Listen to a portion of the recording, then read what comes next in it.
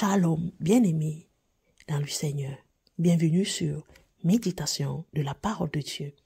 Aujourd'hui, notre thème est intitulé « Le mur qui nous sépare de Dieu ». Notre verset du jour se trouve dans le livre d'Ésaïe 59, le verset 2, que je lis au nom puissant de Jésus-Christ. Mais ce sont vos crimes qui mettent une séparation entre vous et votre Dieu. Ce sont vos péchés qui vous cachent la face et l'empêchent de vous écouter. Parole du Seigneur. Bien-aimé, le péché n'est pas ton ami. Le péché, c'est ton ennemi. Et c'est un grand mur pour ta propre vie. Je viens vraiment t'encourager au travers de ce verset. Vraiment de faire des efforts, de t'éloigner de toute forme de péché. De toute forme de péché. Car elle crée beaucoup de dégâts dans ta vie. La nature du péché, la première des choses qui crée en nous, elle nous sépare. Ça veut dire la séparation. Le péché est défini ici comme une séparation. Il ne s'agit pas simplement du péché de la loi, mais ici là, il s'agit aussi d'éloignement à la vie en Dieu. Le péché nous éloigne de Dieu. Ça nous éloigne de la présence de Dieu. Ça nous éloigne de la volonté de Dieu. Bien-aimés, mais nous devons désirer une communion avec Dieu en nous séparant du péché. Mais le péché va créer le mur. Et ce mur va diviser. Malgré nos prières, malgré tout ce que nous allons faire, rien ne va changer.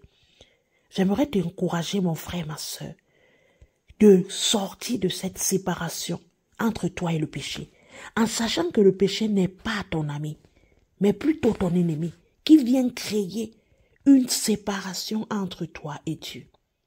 Les conséquences du péché. Les conséquences spirituelles du péché ne sont pas seulement spirituelles, elles sont aussi physiques. Elles dérangent notre vie quotidienne, nos relations, notre paix intérieure. Quand nous vivons dans le péché et que nous sommes amis de celui-ci, il y a tellement de conséquences. Et avec le temps, on va vivre dans le regret. Alors, quittons le péché. Éloignons-nous de celui-ci, si nous voulons vivre heureux. Une autre chose qu'elle nous amène, elle nous cache la face de Dieu. La présence de Dieu. On perd cette communion-là. Car notre Dieu est omniscient. Notre Dieu est puissant. Et nous ne pouvons pas communier avec lui, étant dans un état spirituel mort, étant dans un état spirituel qui n'est pas digne. Le péché fait en sorte que nous sommes cachés. Dieu nous cache sa face. On ne peut pas avoir des révélations. On ne peut pas être rempli de l'onction. On ne peut pas avoir des résultats même dans notre prière. La Bible dit que la prière du juste qui guérit. Pour être juste, il va falloir que tu sois loin du péché. Sachons que le péché est un ténèbre. Quand nous péchons, nous vivons aux ténèbres et nous serons toujours loin de la lumière.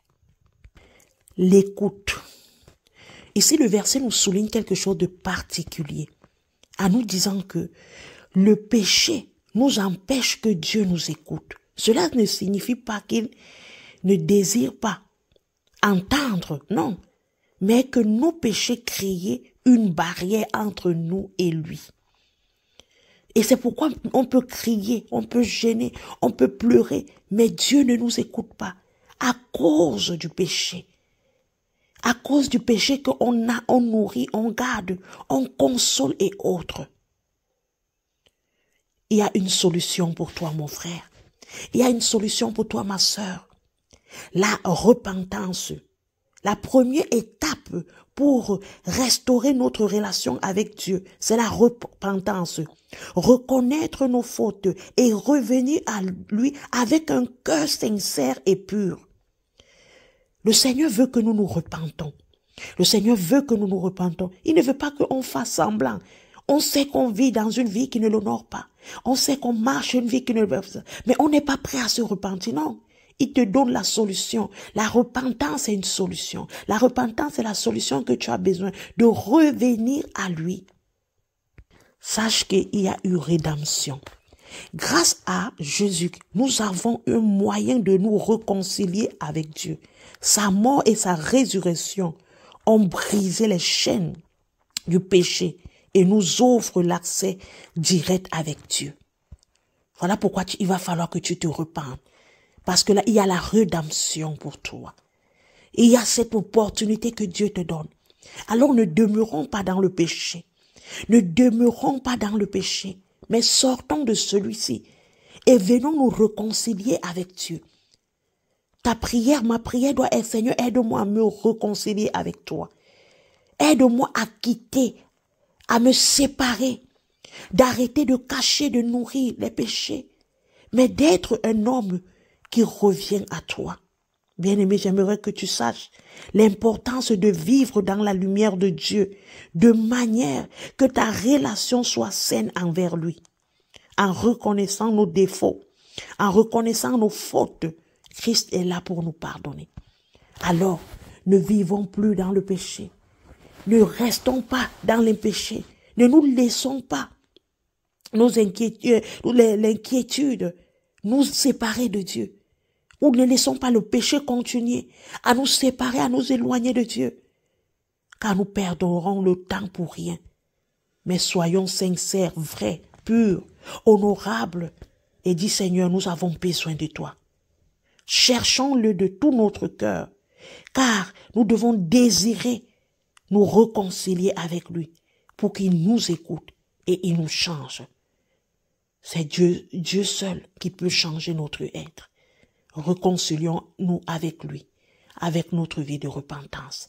Je veux que tu pries avec moi. Éternel Seigneur, je viens au-devant de toi pour te dire merci pour ta parole. Je viens te demander pardon, Seigneur notre Dieu, de ma vie qui ne t'a pas honoré. Seigneur, de mes voies, de mes choix, de mes directives qui ne t'ont pas honoré. J'ai mis le péché en avant. J'ai honoré le péché, j'ai nourri le péché, j'ai consolé, j'ai trouvé des raisons, des excuses au péché. Seigneur, je te demande pardon. Pardonne-moi, Seigneur notre Dieu. Je te prie à partir de ce moment, afin que toi tu me guides, toi tu me diriges et tu m'aides à me réconcilier avec toi au nom de Jésus. Aide-moi, Seigneur, au travers de cet enseignement, que je prenne un nouveau départ pour que tu sois honoré au nom de Jésus-Christ. Amen. Amen, bien-aimé, que le Seigneur te bénisse. Merci d'avoir écouté ce message. Shalom.